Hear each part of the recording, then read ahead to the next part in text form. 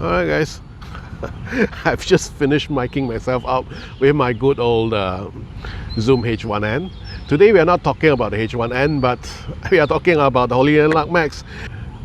Okay, the TLDR of the video today is basically I had issues with the Hollyland Lark Max after using them for roughly 1.5 years to 2 years, and the batteries last barely more than 1.5 hours for the transmitters, and the receiver is only 3 hours.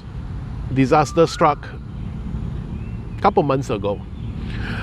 When I took these out for an assignment, I thought I had 2 transmitters, therefore I had 2 recorders, so I had a backup, and then I have a receiver for monitoring. That's more than enough for me to shoot anything, right? Okay, wrong. I mic up the MC with this. The second one, I installed it somewhere for environmental sound. Okay, so the first TX1 died in 45 minutes after coming out from the case. Second one died in 1.5 hours, and the receiver died in 3 hours. That's actually not enough time to shoot an event.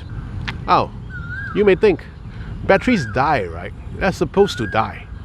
They don't last forever, everyone knows that. Correct. But I've only used this for around 30 times since I bought them. So I've probably charged them 25 times maybe. Let's say I charged them 50 times. How much is the expected battery degradation for lithium-ion cells after 50 charging and discharging cycles? I verified with Gemini AI. For 50 cycles, the degradation is supposed to be less than 5% of the original capacity. Let's try and form a theory of what happened. How can the batteries degrade so much after 30 charge cycles? So there are 2 possibilities.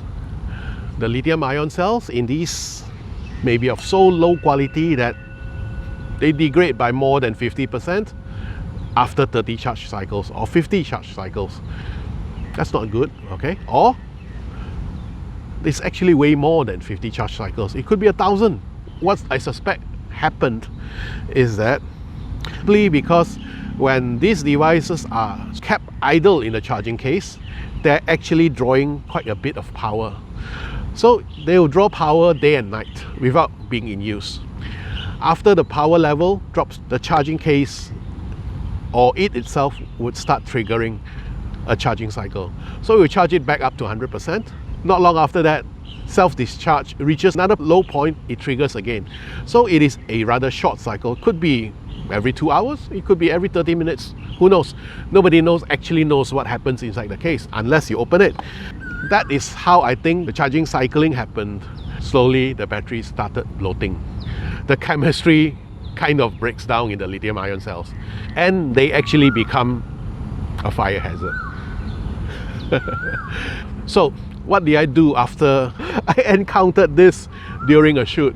I went through official standard channels, which means the local distributor for Hollyland, and I asked them, can you repair them for me? I just want my batteries replaced. I want to use this. The answer was, no, we cannot repair Hollyland Lark Maxes because Hollyland does not provide us with spare parts, and said that nobody is supposed to open up their devices. So I said, well, what is the alternative?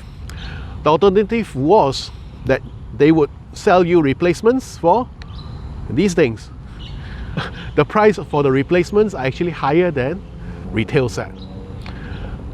I wrote an angry email to Hollyland Tech Support, the official website, CC'd everyone. We went back and forth, took about 10 emails. Eventually, they agreed to repair the unit for me initially. Repair. They said repair. I said, okay, repair. Turns out what they actually meant was they were going to give me a discount in replacing these units for $50 US. So actually, I got 2 new transmitters, brand new, according to them, from Hollyland, and a receiver, which still had battery issues. What I did was, I didn't want to go back to them for the receiver battery issue. I found a replacement battery and did the replacement myself. What is my conclusion from all this? What's the point of me making this video? First of all, this is what I'm going to do. What you want to do after you've watched this video is up to you. I am not buying Hollyland products from now on if I can avoid it. There are other manufacturers for the products that you're selling. I'm not implying the other manufacturers are better, but I know Hollyland did a bad job on this, so I'll try the others. Let's look at this from another angle. No repair, only replacements. Replacements cost more than a new retail unit, which means this set here was supposed to become e-waste in 1.5 years to 2 years. So they go to the bin and you buy a new set, and the new set may go to the bin in another 2 years. I'm not going to talk about the implications for that in terms of environmental friendliness, eco, green and all that. Everyone knows. And I don't think I want to support that kind of product design or company. So how I'm using this right now, so right before the event starts, I would charge each of them using USB-C to the maximum, 200%, and then use them, leave them outside the charging case when in storage, and that's it.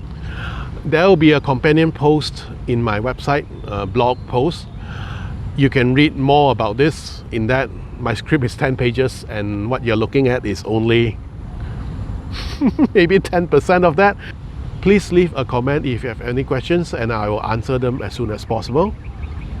Thank you and goodbye.